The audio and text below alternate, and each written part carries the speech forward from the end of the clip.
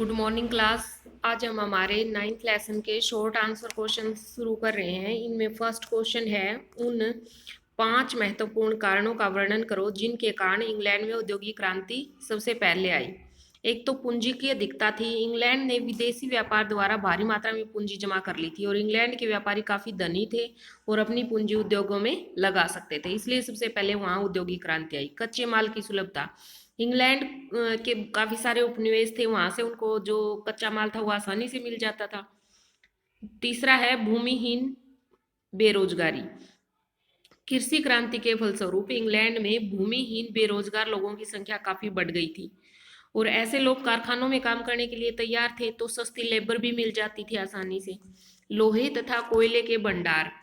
England में पर्याप्त मात्रा में लोहे और कोयले के भंडार उपलब्ध थे। ये भंडार पास पास मिलते थे और जिससे उद्योग स्थापित करने में आसानी हो पाई थी। नवीन आविष्कार। इसी समय इंग्लैंड में अनेक तकनीकी आविष्कार हुए, जैसे भाप से चलने वाली रेलें, भाप के इंजन, भाप के जहाजों का निर्माण। इनसे जो औद्योगिक क्रांति थी उसमें तीव्र गति आई। इंग्लैंड में औद्योगिक क्रांति की प्रमुख विशेषताएं क्या थी? 18वीं शताब्दी के उत्तरार्ध में इंग्लैंड में औद्योगिक क्षेत्र में तीव्र परिवर्तन हुए। इसे इतिहास में औद्योगिक क्रांति का नाम दिया गया और इसकी मुख्य विशेषताएं इस प्रकार हैं। औद्योगिक क्रांति सर्वप्रथम इंग्लैंड में आई क्योंकि उनके पास रॉ मटेरियल था और तैयार माल को बेचने के लिए मार्केट अच्छी थी।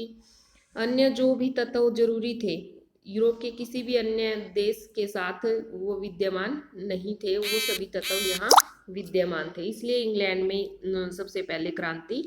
नेक्स्ट पॉइंट है कि घरेलू जो व्यवस्था का स्थान कारखाना प्रणाली ने ले लिया। पहले जो कुटीर उद्योगों में घरों में काम करते थे वो कारखानों में करने लगे और बड़े बड़े नगर बस गए, कारखाने भी स्थापित हो गए और नगरों में काम मशीनों से होने लगा। क्रांति का आधार वे मशीनें थी जिनके कारण कपड़ा उद्योग के उत्पादन में आश्चर्यजनक उन्नति हुई। हारग्रीव्स और आर्कराइट की जो मशीनें थी उन्होंने भी क्रांति पैदा कर दी औद्योगिक क्षेत्र में, और यातायात के साधनों का विकास हुआ और खानों में काम में सुधार होने लगा, जो काम करने की स्थितियां थी उनमें।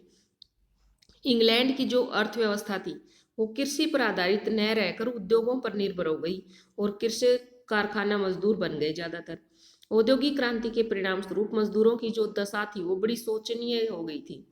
उनसे 15 से 18 घंटे तक काम लिया जाता था और उनकी जो बस्तियां थी वो बहुत ही गंदी होती थी। इस कारण उनसे जो भीड़ भड़ाका था उसके कारण रोग तथा महामारियां ज्यादा फैल रही थी। औद्योगिक क्रांति के मुख्य परिणामों का उल्लेख कीजिए। औद्योगिक क्रांति के बड़े महत्वपूर्ण परिणाम निकले जिनका वर्णन इस प्रकार है। औद्योगिक क्रांति के कारण उद्योग घरों से के स्थान पर कारखानों में चलने लगे। फलस्वरूप वे लोग जो घरों में छोटे छोटे उद्योग चलाते थे उनके अपने उद्योग बंद हो गए और उन्हें कारखानों में मजदूरी करनी पड़ी। दूसरा पॉइंट था कि औद्योगिक क्रांति से पूर्व गांव की अधिकांश जनता कृषि पर निर्भर थी। ज्यादातर लोग खेती करते थे और लोगों की प्राय सभी आवश्यकताएं गांव में ही पूरी हो जाती थी। लेकिन अब नगर आर्थिक जीवन के केंद्र बन गए थे और गांव के किसान गांव छोड़कर नगरों में जा बसे। इस प्रकार अधिकांश जनता का भूमि से कोई संबंध न रहा और नगरों में जनसंख्या की वृद्धि हो जाने से आवास, स्वास्थ्य और सफाई की समस्याएं उत्पन्न हो गई, क्योंकि जनसंख्या ज्यादातर कहाँ नगरों में बसने लगी तो वहाँ भीड़ ज्यादा हो गई। लोग एक एक कमरे के मकान में 8 8 से 9 9 व्यक्ति भी रहने लगे और इस कारण वहाँ बीमारियां ज्यादा फैलने लगी। औद्योगिक क्रांति से उत्पादन में बहुत ही वृद्धि हुई और वस्तुएं सस्ती हो गई।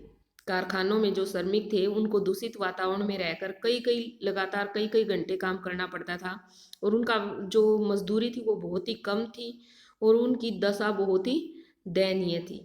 जो औद्योगिक क्रांति थी उसके कारण लगभग सारा लाभ जो पूंजीपति थे और जो उद्योगपति थे उनको होने लगा। जो लाभ होता था वो मजदूरों के नहीं दिया जाता था उसका हिस्सा, और इसलिए जो पूंजीवाद की भावना थी वो बढ़ी। औद्योगिक क्रांति के कारण ही बाद में जो उपनिवेशवाद है, साम्राज्यवाद है, समाजवाद है, उसका उदय हुआ। तो स्टूडेंट्स नेक्स्ट क्वेश्चन है हमारा, निम्न जो वर्ड है उनका हमें अर्थ बताना है। औद्योगिक क्रांति ये विषय के बारे में यही, यानी कि एक साथ बहुत सारे उद्योगों का आ जाना। पूंजी, पूंजी से हमारा अभिप्राय उससे धनराशि से, जिसकी सहायता से कारखाने लगाए गए, मशीनें, औजार और कच्चा माल खरीदा गया और तैयार माल को बेचने के यहाँ भी प्रबंध किया गया।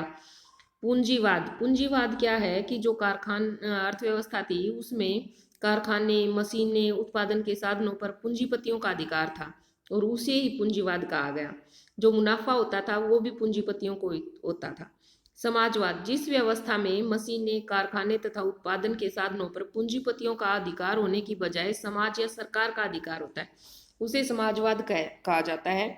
और समाजवाद में वस्तुओं का उत्पादन पूरे समाज की भलाई के लिए किया जाता है। संरक्षी आयात कर, जो कर विदेश से आने वाली वस्तुओं पर लगाया जाता है उसे संरक्षी आयात कर कहते हैं। कि भाई बाहर से अगर कोई चीज हमारे देश में आ रही है दूसरे देश से, तो उस पर जो कर लगाया जाता है उसको बोलते हैं संरक्षी आयात कर, ताकि देश के जो उद्योग हैं उनको संरक्षण देने के लिए, क्योंकि बाहर से अगर चीजें आएंगी उन पर कर लगेगा तो कम आएंगी और जो यहाँ की बन रही है वो ज्यादा बिकेंगी। हस्तक्षेप का सिद्धांत, देश की सरकार द्वारा व्यापार और उद्योग में हस्तक्षेप न करने की नीति को हस्तक्षेप का सिद्धांत कहते हैं। इस सिद्धांत का प्रतिपादन 1776 ईस्वी में प्रसिद्ध अर्थशास्त्री एडम स्मिथ ने किया था। किसने किया था? 1776 में एडम स्मिथ ने। सो स्टूडेंट्स, आपको ये 4 क्वेश्चन अच्छे से लर्न करने हैं, साथ साथ अपनी तैयारी करते रहिएगा। Thank you, have a nice day.